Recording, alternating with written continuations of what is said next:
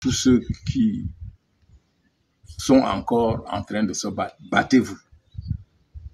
Merci, M. Albert Zonga. Nous avons fait le tour d'horloge, mais nous ne pouvons pas sortir de cet entretien sans parler d'une autre actualité. Déjà que tous les sujets abordés font partie de l'actualité. On annonce une candidature pour les prochaines joutes électorales, précisément les présidentielles. Est-ce qu'il y a une candidature qui fait peur au MRC? Vous êtes un homme politique, vous avez beaucoup plus parlé comme un citoyen camerounais, mais vous êtes également un homme politique.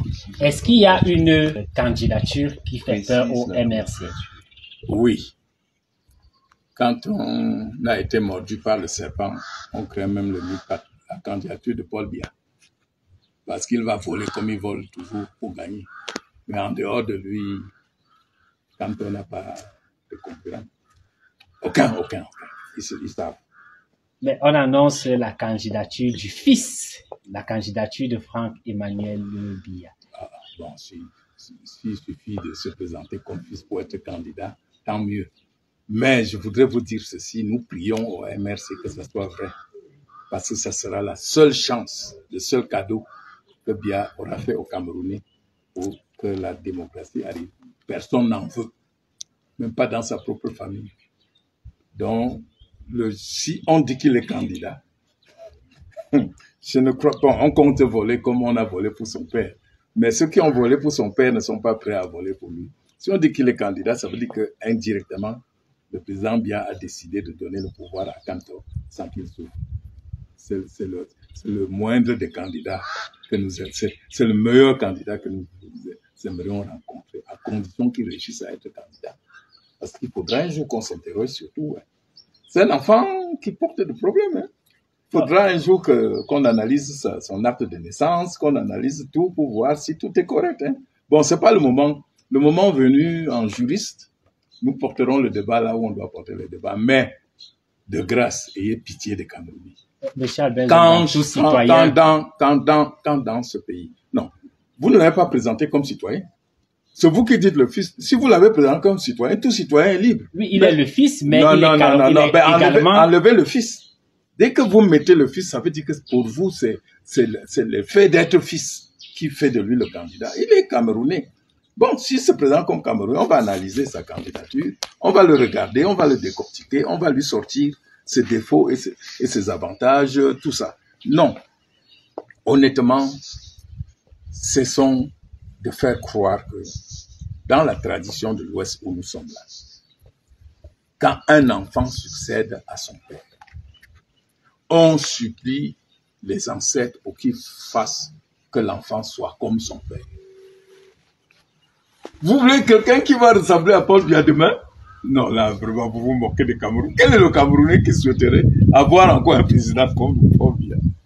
Même pas dans sa propre famille. Je crois que si ce jeune homme, que j'aime bien, il a eu la chance de naître là où on vit sans travailler. Moi aussi, si j'étais à sa place, peut-être je ferais pire. Mais vous voyez les gens dire à ce jeune homme que pour ton premier emploi, tu vas être président de la République. Mais vraiment, vous moquez de qui là? Et vous ne savez pas qu'autour de Biya, beaucoup attendaient l'héritage. Maintenant, ce garçon est comme un palliatif. C'est-à-dire les camps le mettent là, le temps de chasser le père et de le bouffer. Mais il va donner des instructions à qui demain en tant que président? À Ngongo? À Montaser son frère? Ah, vous parlez de quoi là? Qu'il va se tenir où? Sur quelle référence? Et puis vous savez toujours comment les pouvoirs ramassés finissent. Celui qui ramasse le pouvoir veut s'affirmer et devient dictateur. Vous avez vu Paul Biya contre Ahidjo. Ahidjo lui a fait cadeau de pouvoir, mais vous avez vu ce qu'il a fait de Ahidjo. Et vous avez vu celui de la Guinée tuer son oncle. Il n'a même pas seulement écarté, il l'a tué. Donc le pouvoir que vous voyez est dangereux. On ne s'amuse pas avec ça. Et nous, on aimerait voir, parce que ça sera la seule occasion où tous les Camerounais du nord au sud se ligueront pour dire ça, c'est quoi? Que vous vous prenez pour peur. Bon, comme ils pensent que les Camerounais acceptent tout. Mais Dakoulé me disait, Zvonga, Quand tu vas manger avec Dakole Daïsala. Oui, feu Dakole.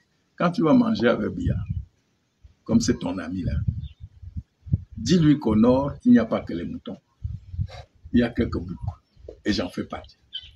Donc, je voudrais vous dire qu'au Cameroun, il n'y a pas que les bénis. Il y a quelques boucs qui sont cachés et qui ont des cornes dures là. Le moment où vous les provoquerez terriblement, vous verrez que c'était un cours d'eau calme, mais pas un cours d'eau trop profond. Merci, M. Abenzonga. Vraiment, pour sortir, la toute dernière, la CRTV a organisé un débat univoque il y a quelques jours pour expliquer aux Camerounais que votre champion, M. Maurice Kamto, ne peut pas être candidat en 2025. Nous avons parlé de la candidature du fils, la candidature du père, comme si c'était une évidence que votre champion puisse être candidat, alors que le MRC a boycotté les dernières élections municipales et législatives de 2020. Qu'est-ce qui va se passer en 2025 ou avant si le président en fonction, le président de fait, M.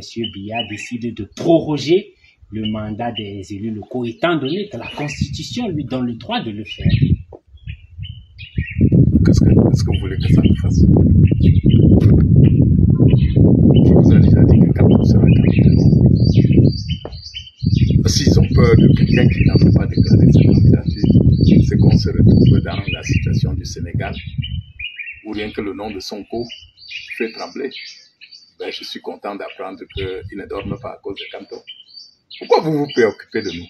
Lancez les élections présidentielles et dites les conditions qu'il faut remplir pour être candidat à l'élection présidentielle. Voyez si nous remplissons les conditions. Où est votre problème? Pourquoi vous voulez juger de nos moyens? Nous gardons nos moyens pour nous. Mais M. Abenzonga, ce n'est pas la réponse à la question qui revient tous les jours dans les débats.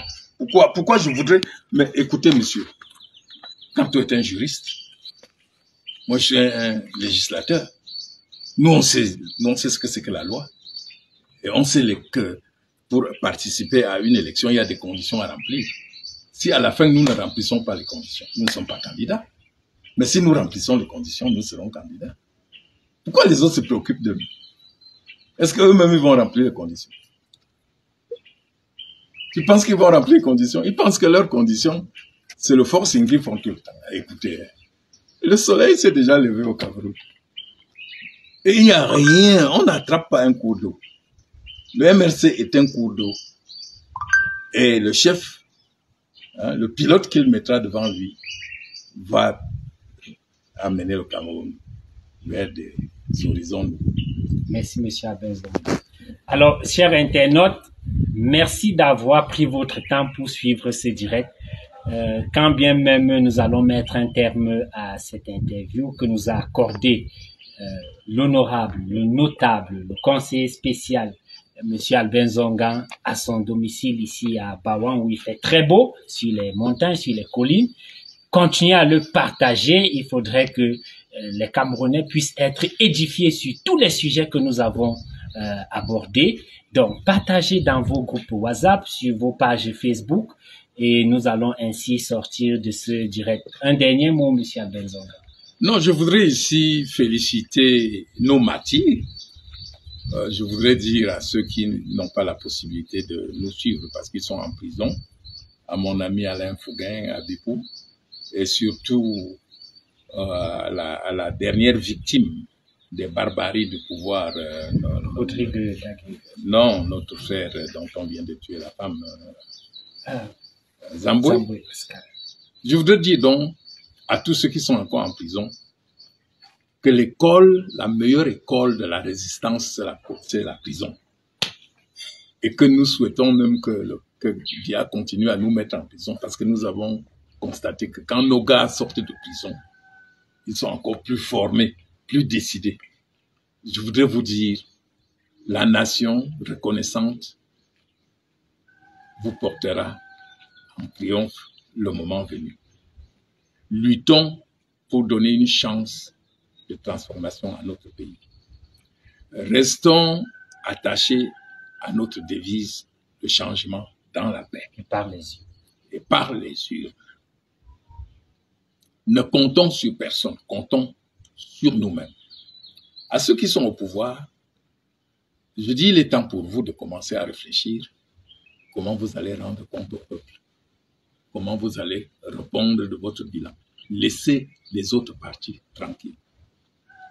À tous les Camerounais qui pensent vraiment qu'ils peuvent contribuer pour un changement en mieux-être de notre pays, mettons-nous ensemble pour faire quelque chose.